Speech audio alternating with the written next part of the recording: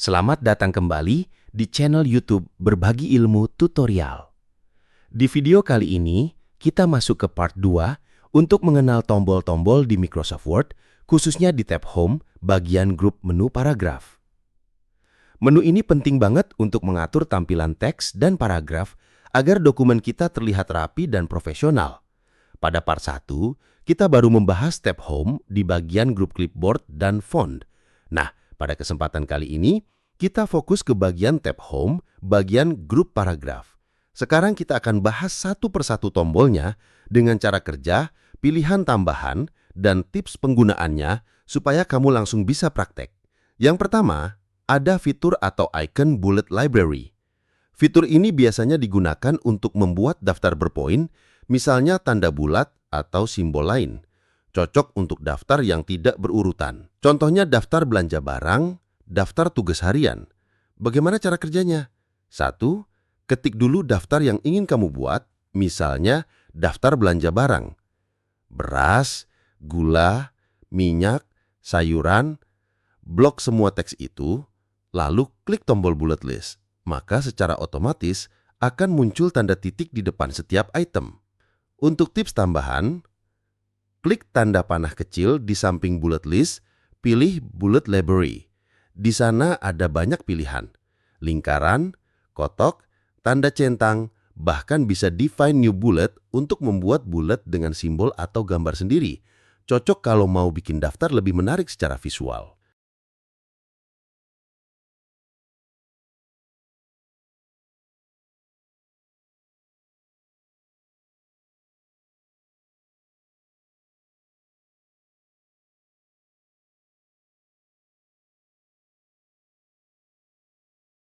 Yang kedua, ada fitur atau icon numbering library. Fitur ini biasanya digunakan untuk membuat daftar berurutan seperti penomoran 1, 2, 3, atau huruf A, B, C, cocok untuk daftar langkah kerja. Bagaimana cara kerjanya? 1. Ketik dulu daftar yang ingin kamu buat, misalnya cara mematikan laptop yang benar. 1. Klik Start menu yang ada di pojok kiri bawah taskbar. 2. Klik tombol Power, lalu yang ketiga, klik tombol Shutdown. 2. Blok seluruh teksnya, lalu klik Numbering, maka nomor secara otomatis akan muncul. Untuk tips tambahan, kamu bisa mengklik tanda panah di samping Numbering. Numbering Library berisi banyak gaya. Angka dalam kurung, huruf kapital, huruf kecil, angka Romawi, dan sebagainya. Silahkan dicoba-coba saja.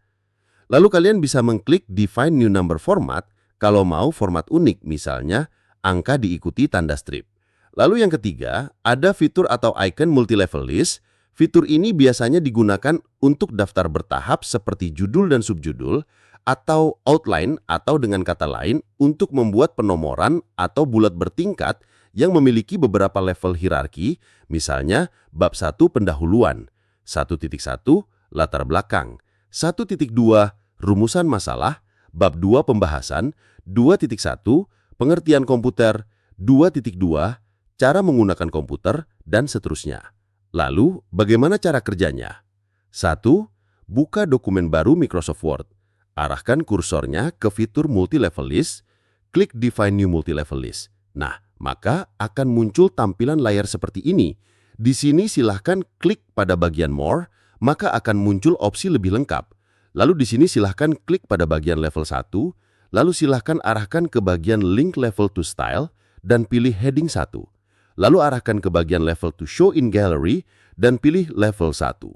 Kemudian silahkan arahkan lagi ke bagian Follow Number With dan pilih yang Nothing.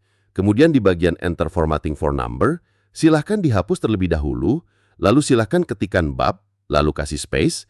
Kemudian di bagian Number Style for this level, silahkan dipilih nomor babnya, dan biasanya nomor bab itu menggunakan angka Romawi. Nah, ini untuk heading 1-nya sudah berhasil kita buat. Sekarang kita lanjut ke heading 2-nya. Silahkan arahkan ke level to modify dan silahkan pilih level 2. Kemudian link level to style-nya, silahkan pilih heading 2. Lalu pada bagian level to show in gallery, silahkan pilih level 2. Lalu pada bagian follow number with, silahkan pilih space. Nah, di sini pada bagian enter formatting for number, silahkan dihapus lagi seperti tadi. Lalu setelah dihapus silahkan arahkan kembali kursornya pada Include Level Number From, silakan dipilih level 1. Nah, di sini akan muncul angka dari babnya, karena di sini bab 1 menggunakan angka Romawi, di sini munculnya angka Romawi. Kita kasih titik terlebih dahulu, lalu di sini number style for this levelnya silakan dipilih 1, 2, 3 angka biasa. Nah, di sini muncul 1.1. Namun di sini masih menggunakan angka Romawi. Nah, untuk mengubahnya ke angka biasa, silakan arahkan kursornya pada legal style numbering, lalu kotaknya kasih sentang, maka dia akan berubah menjadi angka biasa. Oke teman-teman, kita lanjut lagi untuk heading 3-nya. Silakan klik level 3 di bagian level to modify. Lalu di sini pada link level to style silakan pilih heading 3. Level to show in galerinya juga pilih level 3. Lalu pada bagian follow number with silakan pilih space. Nah, enter formatting for number-nya silakan dihapus kayak tadi. Lalu di sini pada bagian include level number from silakan diklik, kemudian pilih, diurutkan ya. Mulai dari level 1, kemudian beri titik pada bagian enter formatting for number, kemudian pilih lagi level 2, kemudian beri titik lagi pada bagian enter formatting. Lalu di sini di bagian number style baru kalian pilih 1.2.3. Nah, maka di sini akan ditampilkan 1.1.1. Ini untuk sub-sub babnya atau heading 3. Nah, di sini kayak tadi, formatnya masih menggunakan angka Romawi. Untuk mengubahnya menjadi angka biasa, silakan kasih centang pada bagian legal style numbering. Nah, maka dia akan berubah menjadi angka biasa. Setelah selesai, kita klik OK.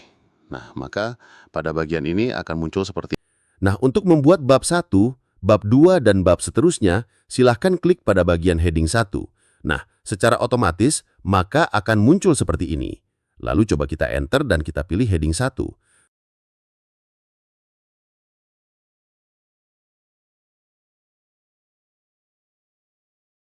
Nah, kemudian kita akan membuat subbabnya.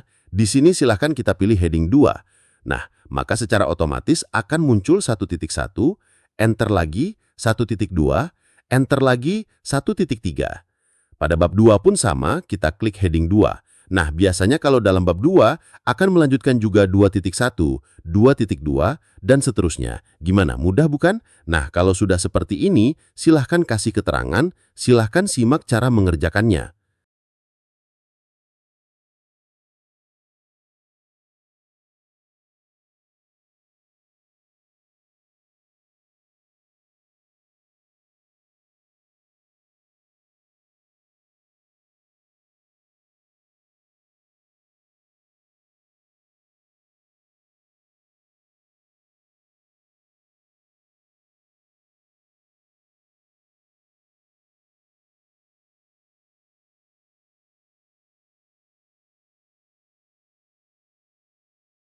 Kemudian yang keempat, ada fitur atau icon decrease indent dan increase indent yang berfungsi untuk mengatur posisi teks dari margin dan juga mengubah level daftar kalau lagi pakai bullet, numbering, atau multi-level list. Bagaimana cara kerjanya?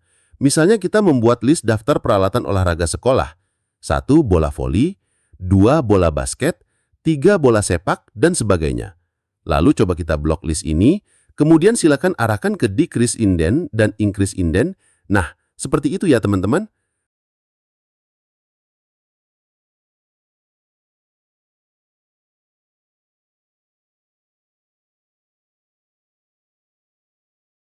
Kemudian yang kelima, ada fitur atau ikon sort A to Z, di mana menu ini berfungsi untuk mengurutkan teks atau daftar dalam dokumen. Misalnya, mengurutkan huruf, angka, tanggal, bahkan mengurutkan tabel.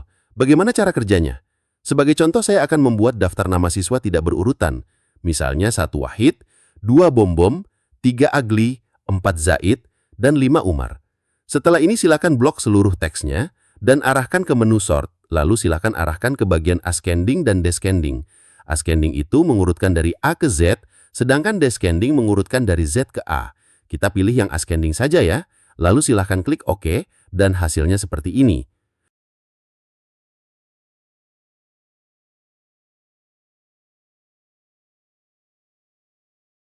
Kemudian yang keenam, ada fitur atau ikon show height seperti huruf P terbalik gitu.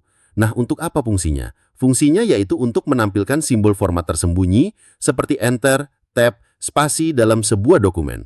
Misalnya seperti ini.